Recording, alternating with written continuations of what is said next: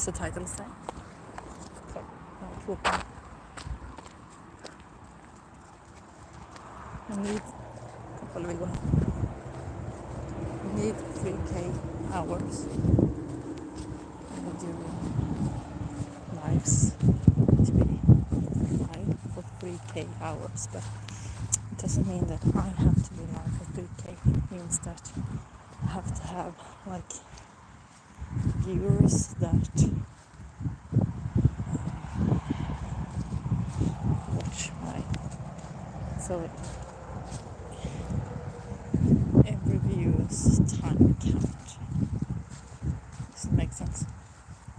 So if I'm only live for say 10 minutes, that's 10 minutes, and if someone is watching the entire 10 minutes, which they rather do, let's say they do, that gives me 10 minutes. And if 3 people are watching the whole 10 minutes, that gives me 30 minutes.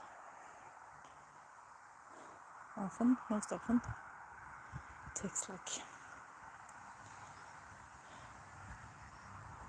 3 minutes live before my live even gets 1 viewer. So that's it. Did you know that it takes 10k hours of practicing something before you can say that you're good at it? And that's for everything. And as a language teacher, probably know some dead bird or something. So today I'm out walking and going off-road walk today because, well, it's hot outside and I have a lot of shadow up here. So this is the new, when we moved to this neighborhood, these houses weren't here. It was just like open field. None of the buildings was here at all. And then this part of the fields we used to go ice skating during winter. And I think the dog found it's a bee hotel, insect hotel. There are a lot of hedgehogs here and rabbits, so she's finding the track of something.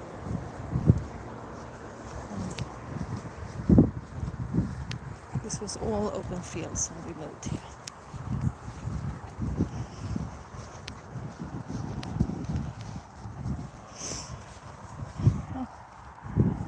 Let's see. Oh. I'm just gonna film the cars.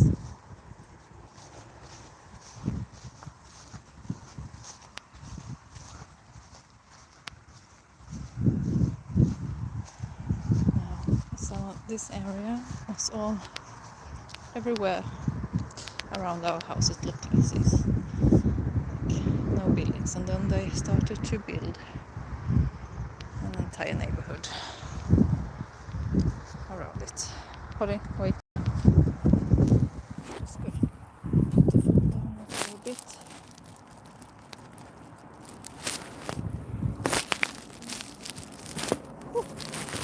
Did you see the sky instead for a while?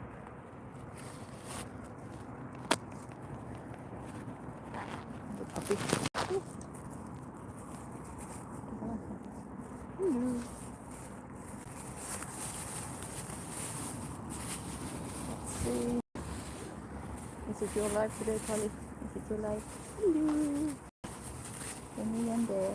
Are you drooling on my phone, dog? Huh? Sorry. It's the dog's face and the dog's drool. So this is like you can build new houses here as well. But since COVID and the war in Ukraine, and now, well, the war in Ukraine actually got stopped a bit. I don't know.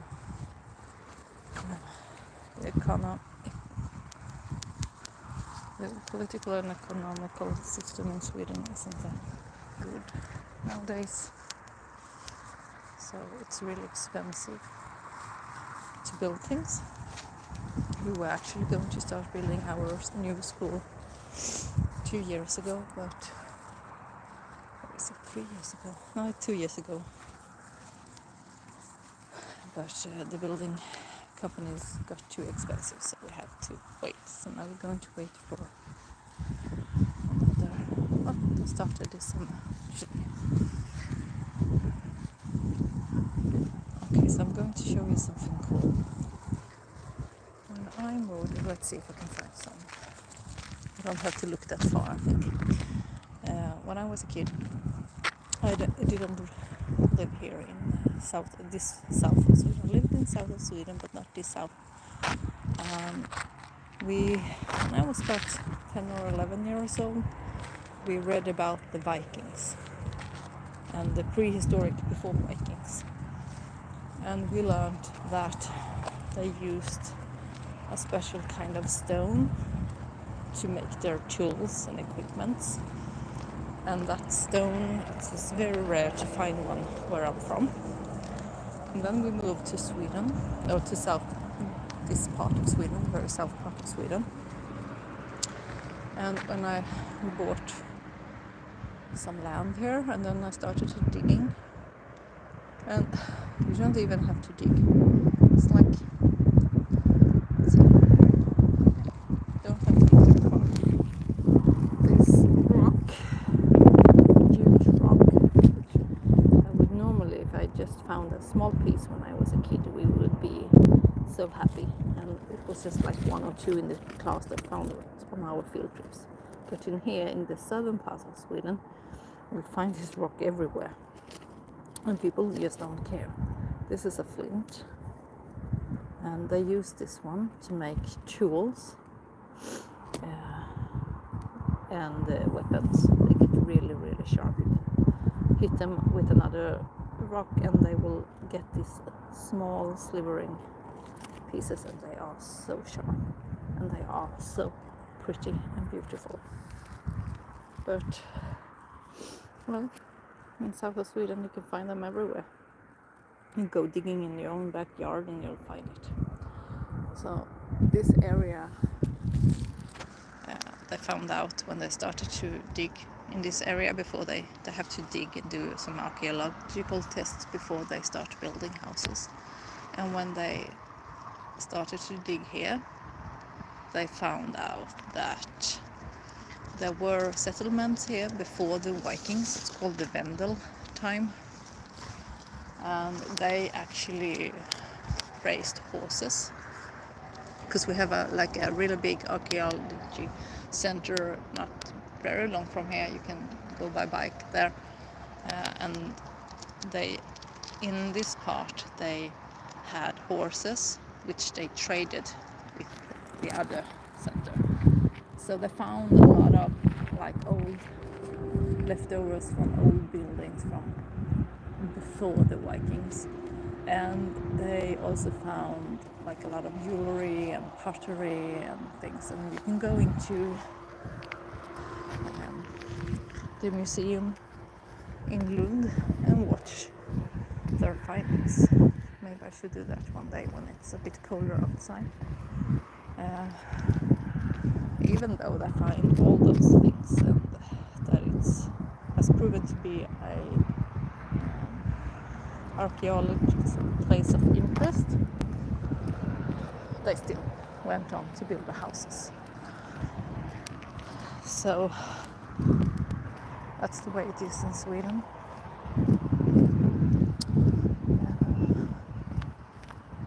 You can find a lot of historical places in Sweden, especially in the middle of Sweden, around Mälaren, which is a lake that goes to the ocean near Stockholm, our capital city.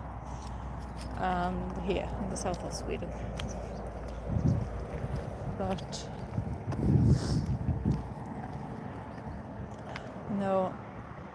this town that I live in isn't that old. It's actually more like a village. Isn't that old, but the town near us, Lund, has a really long history, so it's quite old. And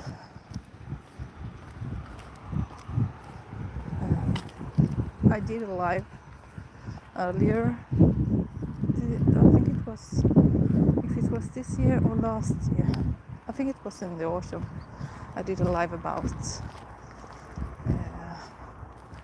the church in Lund. I showed you the masonries, stone masonry. Yeah, how they did a mark on the stones. And that church is over 1,000 years old, and there is a legend about that church. So, and in this area, I found out that there were living people here before the Vikings, and the Vikings stopped being Vikings at 1060 after Christ. So this area, people have been living in this area since before the Vikings.